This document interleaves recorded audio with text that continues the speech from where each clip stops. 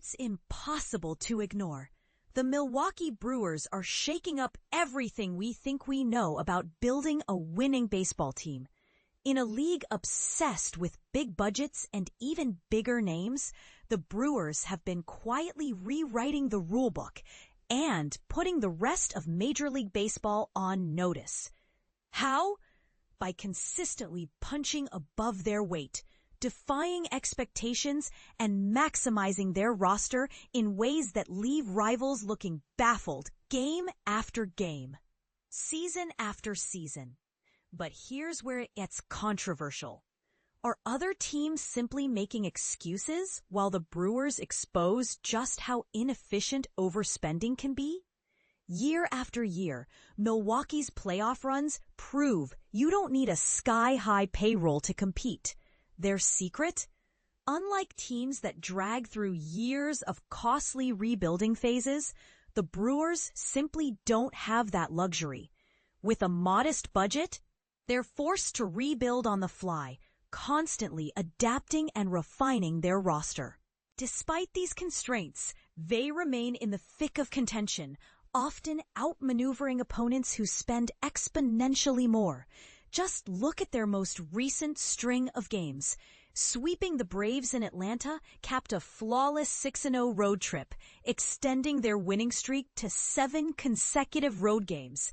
In fact, they've captured 12 of their last 13 road contests and 24 of the past 30. Their record?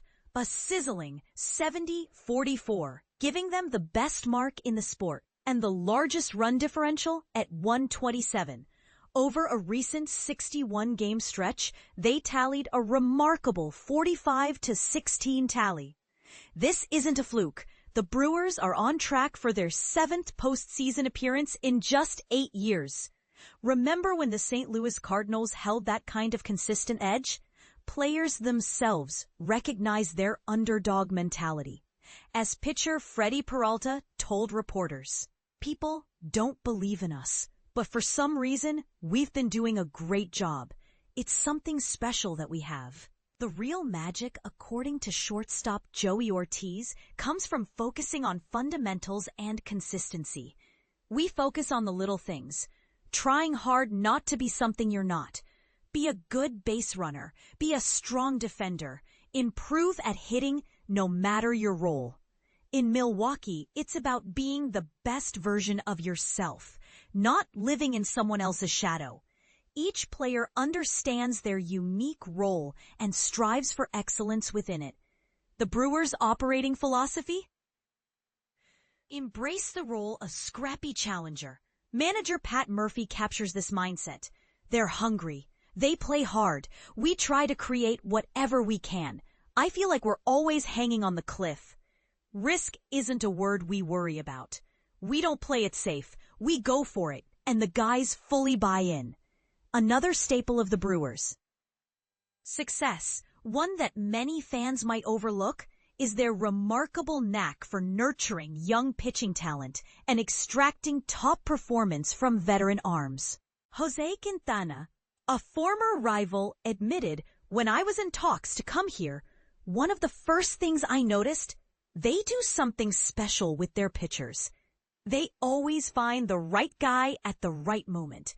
The Brewers make it look easy, identifying raw talent, then refining it to maximize results. And this is the part most people miss. Milwaukee's front office often acquires pitchers through the draft, trades, or international signings who already possess elite skill sets. Their organization actually scores the highest in MLB on an advanced pitching metric called Fastball Stuff Plus, which quantifies a pitcher's pure stuff using velocity, spin, and pitch movement. It's not magic, but a sharp eye for talent and advanced development strategies. That leaves us with a question that should spark debate. Are cash-strapped teams truly doomed to mediocrity? Or does the Brewers model expose a lack of creativity elsewhere? As the Washington Post's Chelsea Janes points out, even when logic and analytics say Milwaukee should falter, like when 3 key players went down in a single series, they defy the odds.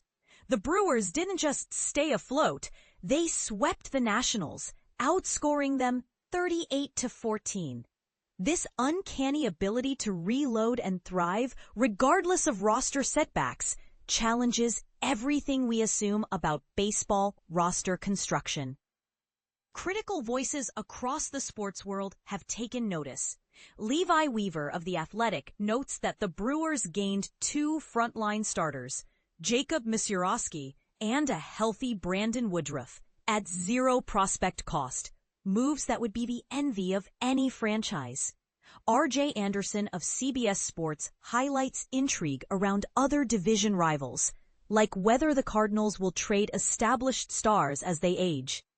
Meanwhile, Ginny Searle of Baseball Prospectus questions if the Cubs' recent roster moves are nearly enough, especially when they gamble on injured starters rather than addressing clear team needs. Davey Andrews at Fangraphs paints the Red Sox as a high-payroll club paralyzed by indecision, opting for minimal upgrades instead of bold playoff pushes.